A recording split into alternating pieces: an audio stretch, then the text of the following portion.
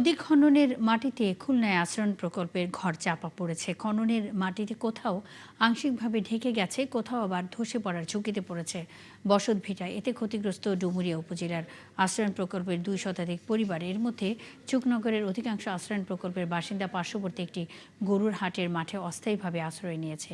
রাজু হাওলাদারের তথ্য ও ছবিতে প্রতিবেদন। নদী খননের মাটিতে চাপা পড়েছে ২০২২ সালে উদ্বোধন হওয়া আশ্রয়নের ঘর।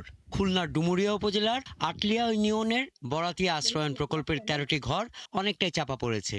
ভেঙে গেছে ঘরের টিন, বারান্দা সহ জানালা, দরজা। একই দশা কাঁঠালতলা আশ্রয়ন প্রকল্পের ২৪টি এবং চুকনগর আশ্রয়ন প্রকল্পের ১৬০টি ঘরের কিছু অংশ। যশোর পানি উন্নয়ন বোর্ডের তত্ত্বাবধানে সম্প্রতি নদী খননের কাজ শুরু হলে নদীর মাটি ঢিবি করে রাখা হয় আশ্রয়ণ প্রকল্পের বসতভিটার আশেপাশে। গ্রামবাসীর অভিযোগ, গত এক সপ্তাহ ধরে নদী খননের ঠিকাদারি পাওয়া প্রতিষ্ঠান প্রথমে সব ঘর ভেঙে ফেলার চেষ্টা করেছিল। প্রতিবাদ করায় তারা বসতভিটে লক্ষ্য করে মাটি ফেলে।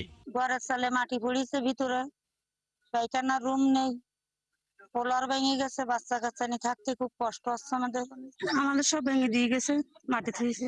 দুবার টানছি, সেখানে জায়গা কম, সঠিক কম, মানে জায়গার দূরত্ব কম, এই জন্য মাটিটা সরাতে একটু সময় লেগেছে। পানি উন্নয়ন বোর্ড বলছে বিষয়টি তাদের দৃষ্টিগোচর হওয়ার সাথে সাথেই মাটি সরানোর কাজ শুরু হয়েছে। মানে অলরেডি মোটামুটি মাটি যেটুকু হয়েছিল রিমুভ করা হয়ে গেছে এবং যেটুকু একটু মানুষের ক্ষয়ক্ষতি হয়েছিল ওয়াল টল, ওই জিনিসগুলো আমরা সেনাবাহিনীর সাথে সমন্বয় করে আজকে সকাল থেকে রিপেয়ার করে দিচ্ছি। কালকের ভিতর ওটাই আজ হয়ে যাবে।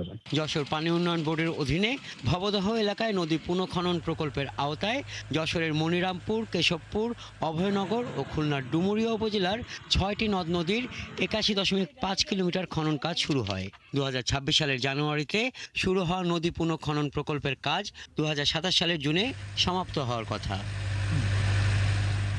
হাসান আহমেদ, ৭১।